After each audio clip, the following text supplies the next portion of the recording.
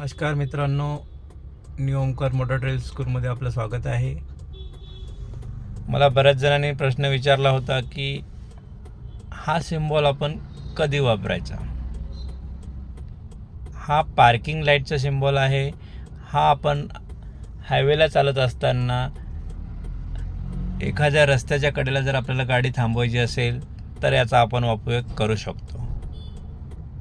तसेच एखाद्या वेळेस आपली गाडी खराब होते आणि तिला आपण हळूहळू पुढे घेऊन जायचं आहे, आपण मोठ्या हायवेला आहोत, रस्ता सुसाट गाड्या चालत आहेत, त्यावेळी आपण या सिम्बॉलने पाठच्याला पुढच्याला सांगू शकतो की माझ्या गाडीमध्ये काहीतरी प्रॉब्लेम आहे, म्हणून मी स्लो चाललो आहे.